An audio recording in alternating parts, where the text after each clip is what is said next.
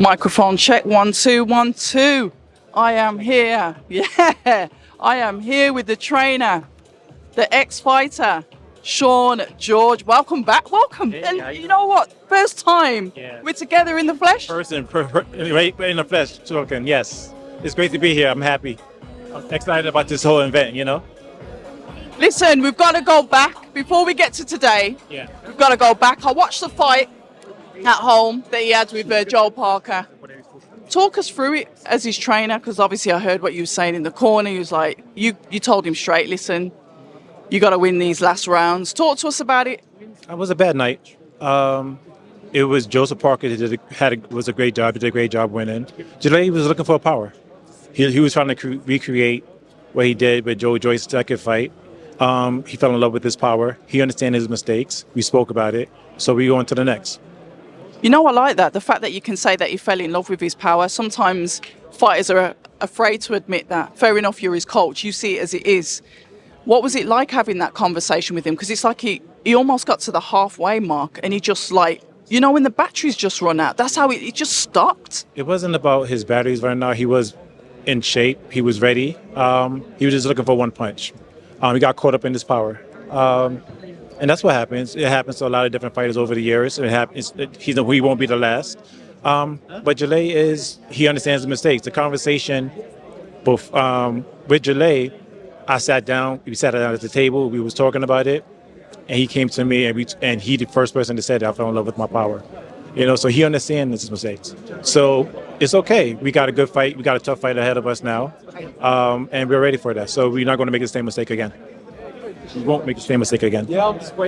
Hindsight's a wonderful thing, but the fact that you sat down and went over things, you talk about falling in love with his power. Was there anything else that you would like to have done differently? Obviously get the W, even though a couple of people were saying they still edged it to Zhang because of the two knockdowns, but it's just because nothing was really coming back in the last half. People were like, well, Parker was a more busy fight. But when you've watched it back, you've analysed it, you've looked for the flaws, what did you see? That's the secret. Okay. Good try. But I forgot the cameras on, I promise. Yes, no worries. However, we understand what happened. A lot of respect to Joseph Parker, a lot of respect to Andy Lee and his whole entire team. They came to fight, they came to win. I look at it as Zhilei lost the fight because of things that he didn't do. And that's why we lost the fight. So we're going to correct these mistakes. We are already in the gym already. We've been in the gym. So we move on to, like I said, we move on to the next. I know the fight is not until June the 1st, but visibly we can see that Zhilei looks like he's dropped some weight. I don't know, has he? Yes, he certainly has. So is that part of the plan then to come in lighter so he's, got more movement? I know I'm trying to get the game plan out of you, but I'm going to ask. Yeah. The game plan is a game plan. I'm not going to ever reveal it, but Zhilei's in shape. He's upset about his performance. It wasn't his best performance. He knows he could have done better. So he's focused. This is a more determined Zhilei that you're ever going to see.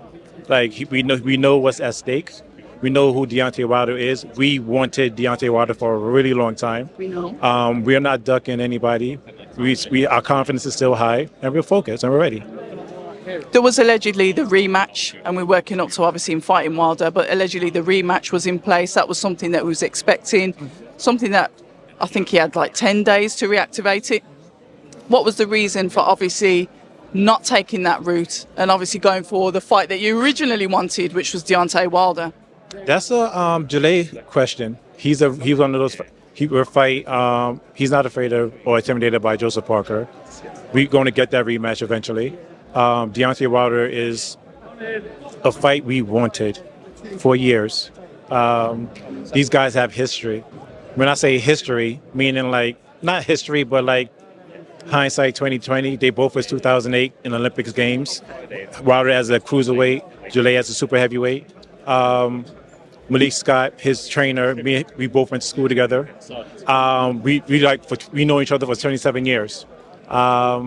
Shelley Finkel, his manager, used to sponsor me as an amateur. There's so many connections in this fight. You know what I mean? About our past, and now our perfect present is here. That is interesting because that's some history that I didn't know. What's it like then?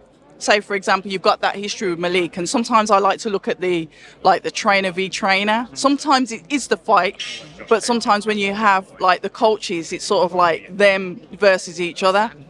What does it feel like then to be going up against, your old comrade from school? We've always been competitive, no matter how you look at it. So it's like my little big brother kind of thing. Like he's a little bit younger than me. Like we're family. Like we're really friendly with each other and everything else.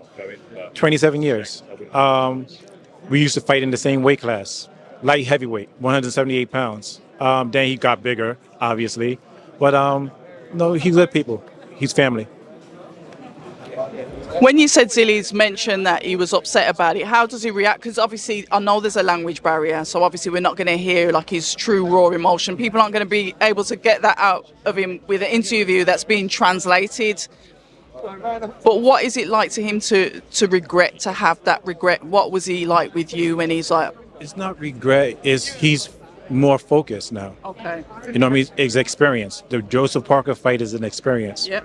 And a loss is a loss, obviously, and it could hit hard in the sport of boxing. But we take it as experience. Like, okay, I want to do better.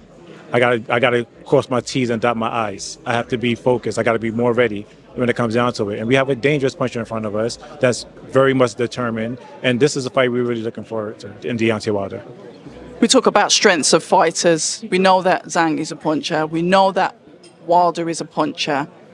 But we've only had like the last fight really to look at him, how he was with Joseph Parker. And we didn't seem to see that power that he's known for. Who's that? Wilder? Yeah. Okay. Is it down to the slickness of Joseph Parker being able to evade that right hand? Or do you think maybe, like, he almost gave a closing speech up there. It's like, this is like do or die for me. Do you think he's coming like to the end? I'm not going to attack his his character or anything else. Deontay Wilder hasn't fought. When he fought Joseph Parker, it's been a year since he has been in the ring. And it was a one-round knockout. It was a one-round knockout, and then it comes down to it. So being active is important in the sport of boxing. It's very important, especially when you get up there in age as well. So I'm expecting the best Deontay Wilder there, the most aggressive Deontay Wilder there, the smart Deontay Wilder, the boxing Deontay Wilder, the counterpuncher, the athleticism. I'm expecting everything from Deontay Wilder. And what are we expecting from Zhilei Zhang? Big bang. Nice out. This is going to be, and we are going for the knockout every single round. He want to yell bomb squad, but it's about the big bang. This is the Big Bang Theory. I absolutely love it, but I've got to ask for your feedback. We spoke on Anthony Joshua versus Ngannou. You were quite vocal. You reckon that Ngannou was going to do it. When you sat there and you're watching that fight and you see literally Ngannou get folded by Anthony Joshua, one for a better word, what do you think of that? That was amazing. Yeah. Listen, shut me up real quick, right? It's just we all make mistakes. But no, we all make mistakes. Everybody have everything else. But however, it was a great, incredible right hand. Anthony Joshua is a good fighter. He is a great puncher. I'm never going to disrespect his boxing. I question his mentality. Yep. Not mentality, his mentality. Yep. And I still do. I'm not going to. I'm still listen. Are you standing on business? I stand on what I said. I say what I say. He's just one of those guys that he's the young Anthony Joshua. When I met him many years ago in Azerbaijan, he's a nice guy. He's a great fighter. It just seemed like sometimes he tried to be something else and he's not. That's why I said what I said. I stand on it. We like that, always that energy from you. And that's what I like about it, Shaun. Somebody that says what they says and can stand on it. Yes, we can all make predictions that are wrong.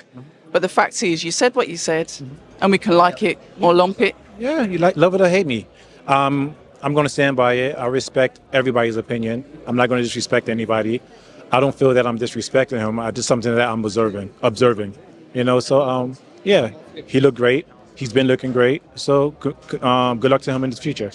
We love it. Listen, an absolute pleasure to see you in the flesh. Appreciate it. We've got to get a picture before I lock this off. Definitely. But yeah, all the best on June the 1st on the 5v5. Are you coming? Nah, I'm coming out to Saudi. Okay. That's big though. Got to get sponsorships for that. People say I'm toxic, and honestly, I don't care.